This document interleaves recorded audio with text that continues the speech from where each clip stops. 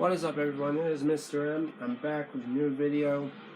In the background we are playing Le Dernier Crepuscule, or however it's pronounced, by Cathelus. One of the best death metal records to come out last year. And best records of the year is what I'm going to be talking about in this video and the next video. The more I've watched and looked at other people's lists, the more I realized that I did not really look at a lot of new releases that came out this year. Mostly because I was just going back into bands' discographies and kind of rediscovering music, and then also finding other bands that I didn't know about that didn't put out records this year. And then there's a bunch of records that I don't have on a physical format yet, which those are the records that I'm going to show, the ones that are on a physical format. But this video is going to kind of be, I guess, honorable mentions, and I'm also going to talk about the best EP that came out this year, in my opinion. And I'm not really good at ranking this type of stuff, so the next video I do, which is going to be the top 10, isn't really going to be in a particular order. And then same with this video, all these albums I'm going to be talking about aren't really going to be in any specific order. I just liked them, and they were good enough for me to talk about. And I think I got six including the EP of the year. So first off, we're going to start with Goatwhore, Vengeful Ascension, put out on Metal Blade Records. Black and Death Thrash, I'm sure everyone knows Goatwhore by now. Songs like Chaos Arcane, which I believe was the lead single. The title track, Drowned in Grim Rebirth. It's a solid record by Goatwhore. I don't think they know how to put out a bad record. I've liked all their stuff. This doesn't top Blood for the Master, which is my favorite. But it's still a solid record, and it's gotten plenty of spins for me. And now the next record, some of you are going to agree with me, some of you aren't, because this is a very divisive record. Star Mortar by Ghostbath, put out on Nuclear Blast Records. I'm not the biggest black metal fan. I've said that in previous videos a lot. So my gauge for what's considered good black metal or bad black metal or whatever, it's not really there. And I thought this was a pretty solid record. And there are a load of people that agree with me too, that think that this is a great record, but it also garnered a lot of people saying that this is a terrible record.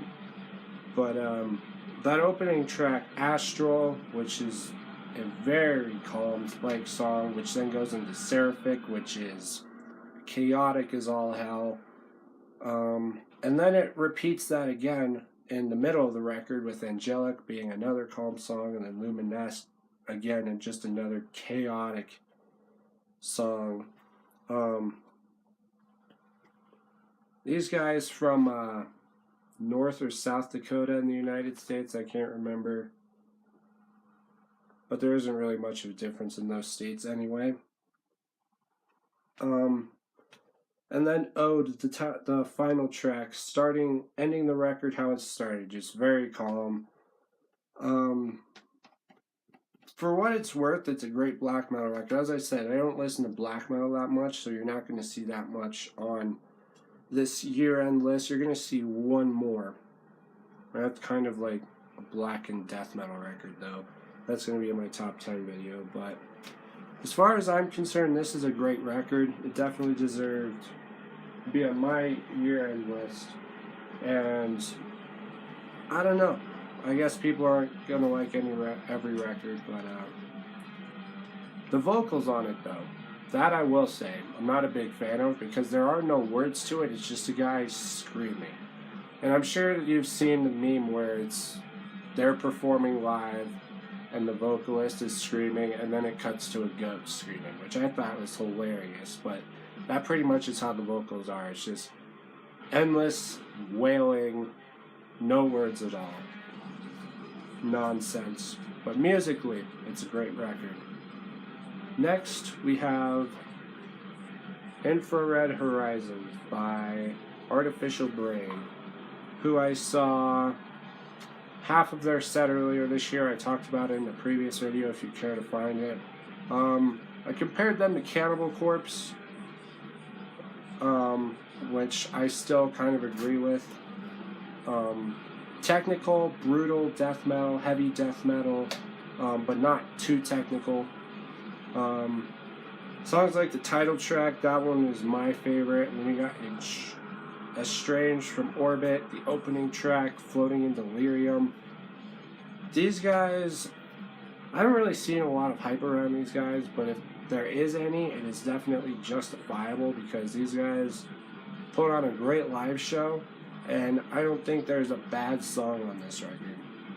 And I didn't really listen to their previous record all that much, so I can't really compare it to that, but this is a great record, and hopefully they will continue to write music like this one. Next up is Obituary, their self-titled 10th record. Obituary, 30 years about into it, and they're still putting out killer shit. We kind of got a sample of this last year or the year before, when they put out their live record, 10,000 Ways to Die. The song, the title track of that record, that live record, which had 2 studio tracks, 10,000 Ways to Die and one more, excuse me, that I can't think about right now, but I'm pretty sure it didn't make the record.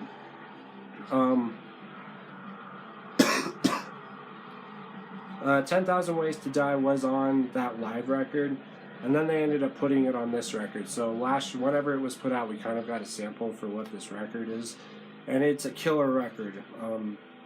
And the CD version came with an extra song called No Hope, which is a solid song as well. And then it opens really strong as well with Brave, Sentence Day, A Lesson in Vengeance. Those songs, 1, 2, 3 punch.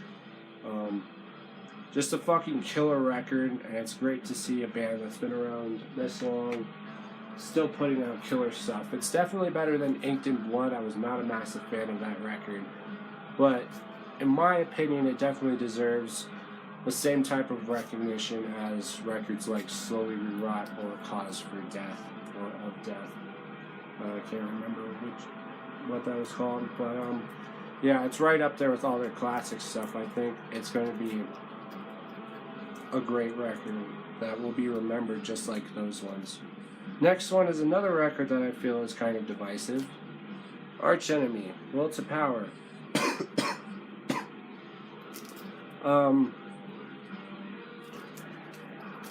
Their sound on this, I feel it's more melodic than past releases.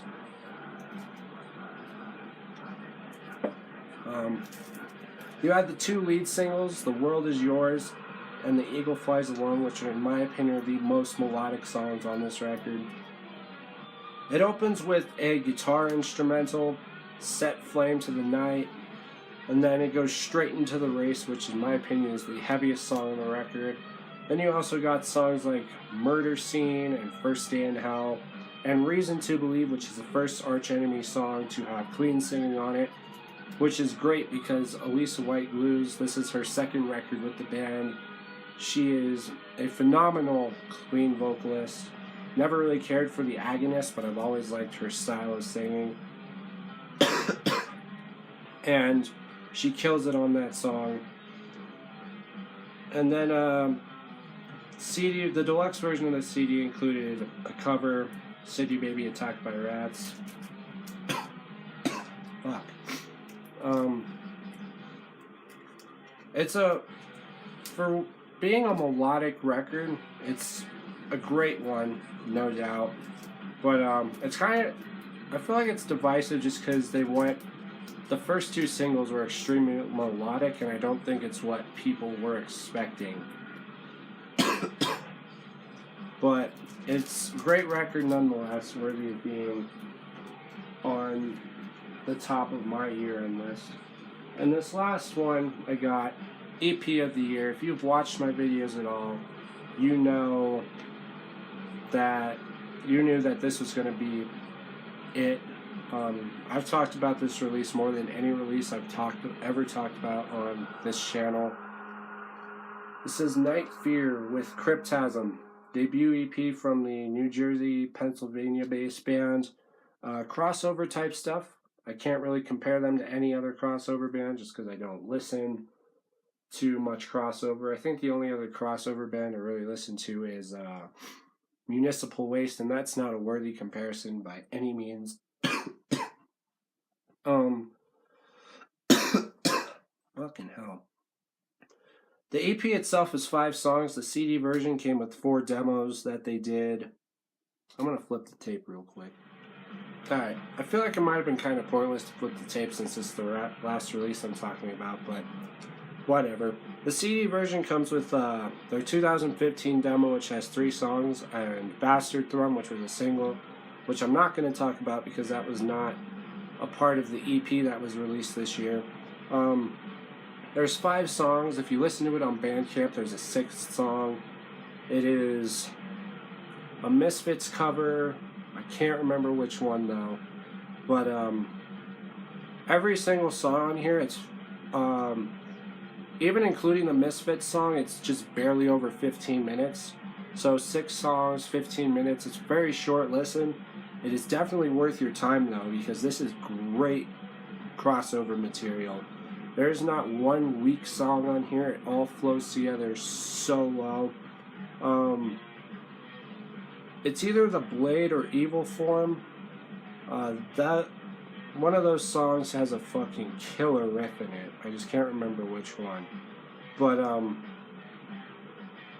all the songs, including the one that has the riff I'm thinking about, it's just everything is just put together so well and it flows so incredibly good.